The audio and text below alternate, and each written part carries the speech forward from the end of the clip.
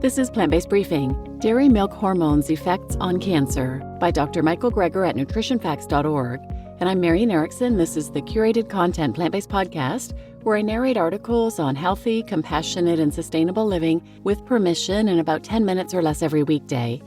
And I'm pleased to have permission from nutritionfacts.org, one of the go-to places for nutrition information, to share their content. So now let's get to today's plant-based briefing. Dairy Milk Hormones Effects on Cancer by Dr. Michael Greger at nutritionfacts.org. What are the effects of the female sex hormones in cow's milk on men, women, and children?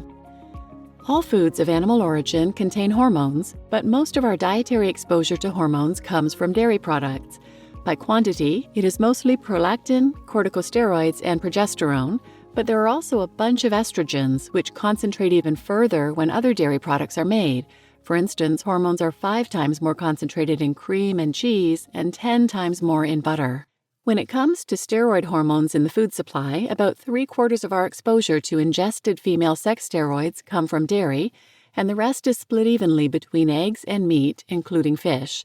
Indeed, eggs contribute about as much as all meat combined, which makes a certain amount of sense since an egg comes straight from a hen's ovary. Among the various types of meat, you get as much from white meat, fish, and poultry as you do from pork and beef. And this is just from natural hormones, not added hormone injections like bovine growth hormone. So it doesn't matter if the meat is organic. Animals produce hormones because they're animals, and their hormones understandably end up in animal products. About half of the people surveyed did not know that milk naturally contains hormones, and many lacked basic knowledge. 22% did not know that cows only gave milk after calving. That is, they didn't realize what milk is for, feeding baby calves. Researchers suggested we ought to inform the public about dairy production practices. In response, one Journal of Dairy Science respondent wrote that telling the public about the industry's new technologies like transgenic animals, meaning genetically engineered farm animals, or contentious husbandry practices such as taking away that newly born calf so we can have more of the milk, or zero grazing for dairy cows, i.e. not letting cows out on grass, does not result in high rates of public approval, so ixnay on the education. The public may not know the extent to which they are exposed to estrogen through the intake of commercial milk produced from pregnant cows, which has potential public health implications.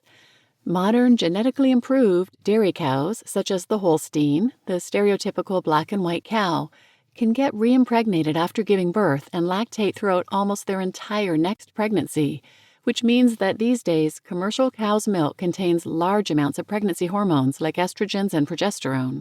During the first 8 months of a pregnant cow's 9-month gestation, hormone levels in her milk shoot up more than 20-fold. Even so, we're only talking about a millionth of a gram per unit, easily 10 to 20 times less estrogen hormones than you'd find in a birth control pill. In that case, would drinking it really have an effect on human hormone levels? Researchers analyzed 3 different estrogens and 1 progesterone metabolite flowing through the bodies of 7 men before and after they drank about a liter of milk. Within hours of drinking the milk, their hormone levels shot up, as you can see in the graph below.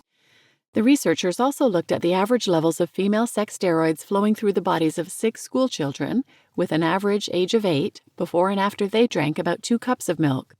Within hours of drinking the milk, their levels shot up, tripling or quadrupling their baseline hormone levels.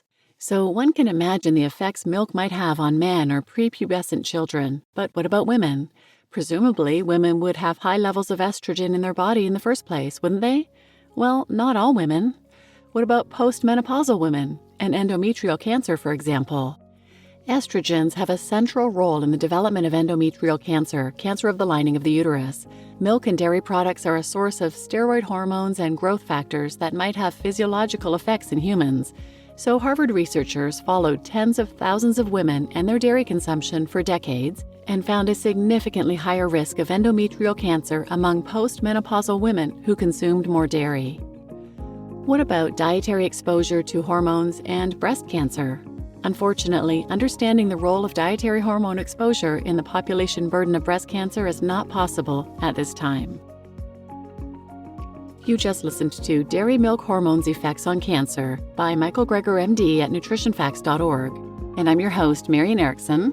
I've done a number of episodes about dairy, how bad it is for our health, and conversely about soy and how good it is for our health. So feel free to search for dairy or soy wherever you listen to this podcast, and those should come up. And please share this episode with anyone who might benefit, and thanks for listening.